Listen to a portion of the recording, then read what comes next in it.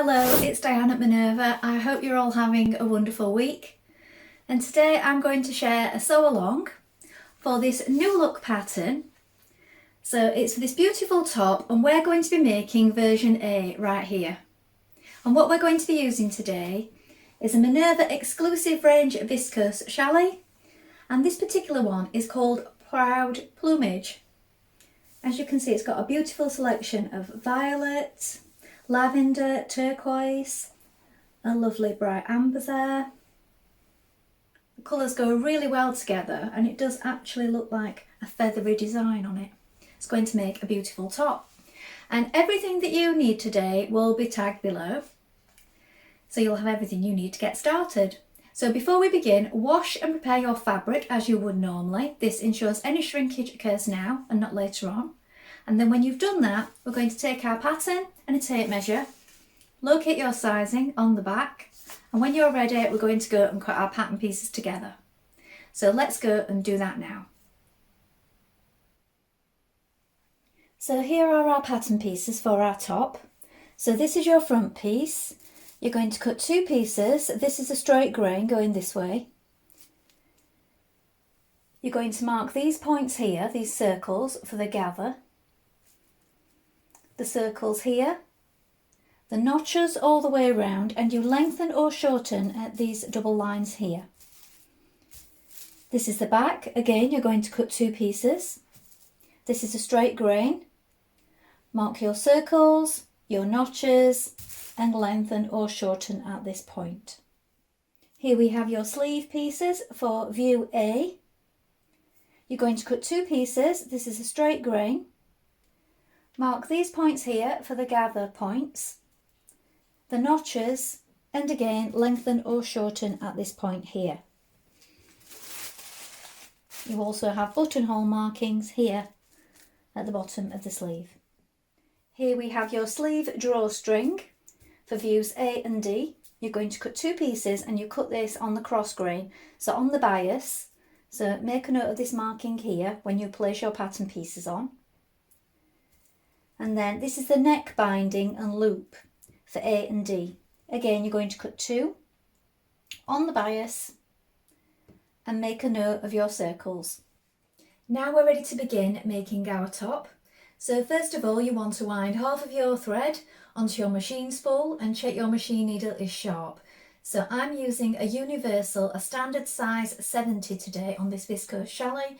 You may wish to test a piece of scrap fabric before you begin to see how that works for you. Now when you've done that, we're going to take our front pieces and between the dots we're going to gather the front neck edges. Now that's our first job, so let's do that together. So on your neckline there is a marking here and here just near the front central seam. So this is where we're going to do our gathering stitches. Now I always find it's best to do two lines of gathering stitches because it just makes them pull in nice and even. So we're going to start here, stitch to here, and then directly beside that we're going to stitch again. You want to leave your ends running free.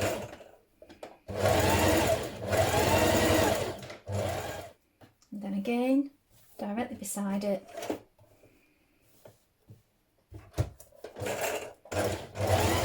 Now with right sides facing, you're going to pin your two front pieces together. And you're going to do this from this circle here at the top. So on each piece here, just down from the centre front, you have a circle. You're going to back tag at this point and stitch down to the bottom of the top. We're going to do this with a 1.5 centimetre seam allowance.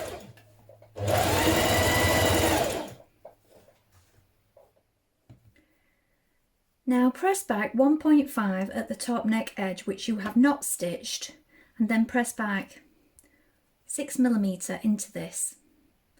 So it looks like this, so you've got a double fold at the top, and what we're going to do from the right side, we're going to stitch down here, square it off along the bottom there, and then up the other side. With right sides facing, pin your two back pieces together at the centre back seam. We're now going to stitch this seam with a 1.5 centimetre seam allowance. match your notches as you stitch the seam. Now pin your front pieces to your back pieces at the shoulder seams here, matching your notches, and also at the side seam, again matching your notches. Stitch those seams in place with a 1.5 centimetre seam. Stitch the centre back seam of your neck binding pieces with right side facing with 6mm seam.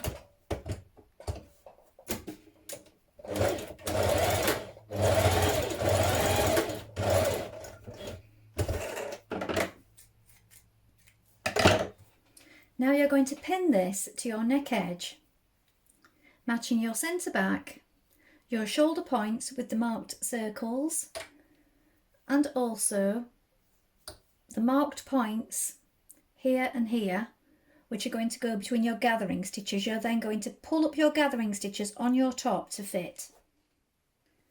So here we have our neck band facing pinned around our neck.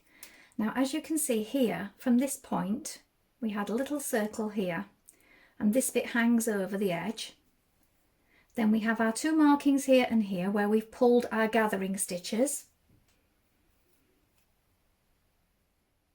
We had a marking for the shoulder, so we make sure that it lines up there, and also at the central back, that the centre seam of the facing lines up with the central back seam. When you have all this pinned in position, we're going to stitch that in place.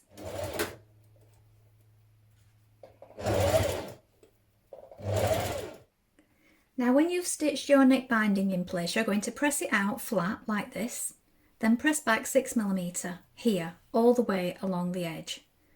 Once you've done this, you can fold it over the existing stitching like this. And on the right side, you'll have a really narrow neck binding like this, and on the inside it will just cover this stitching here.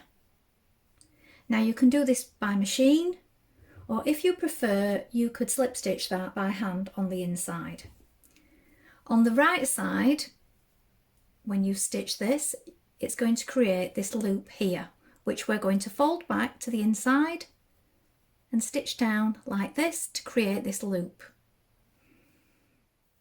On the opposite side, you're going to need to trim some away because we're going to be folding that back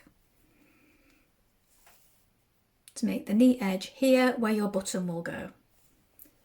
So first of all, we need to press this back and stitch it all the way around in your preferred method. So either by machine, you can stitch in the ditch and catch it just there with your machine in that seam so that it's invisible, or you can slip stitch. I'm going to stitch it on the machine.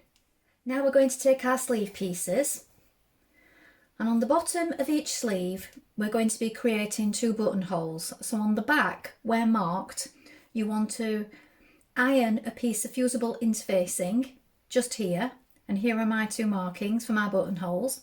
And when you've done that, you're going to create the buttonholes. Next, stitch a row of gathering stitches at the top of each sleeve.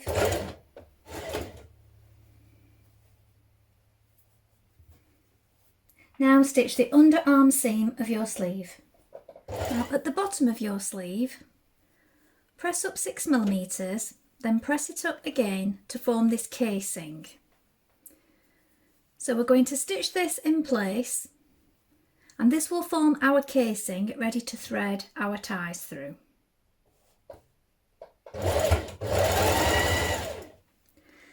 Now press in both ends of your tie like this. So either side towards the centre lengthways, and also the ends. Now we're going to fold this again, and we're going to stitch it all the way down the length. Now thread one end of your tie through one of your buttonholes. Be sure not to let the whole of the end go through. Now with your top the wrong way round and your sleeve the right way round, you're going to insert your sleeve into the armhole. Like this. And then we're going to match up our notches. So we have a notch here to the front, one on the bodice top and one on the sleeve. So these should match here. Then we want to match the underarm point. So these two seams at the underarm. And then the two notches at the back here and here. When you have those in place, you're going to line up with the shoulder, central part of the sleeve. And then at this point you can pull your gathering stitches to fit between the circles. So here and here, pin it and then pull up your stitches to fit.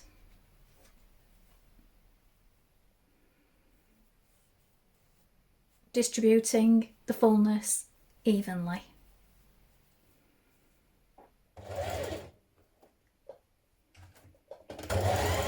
Now sew on your button at the neck.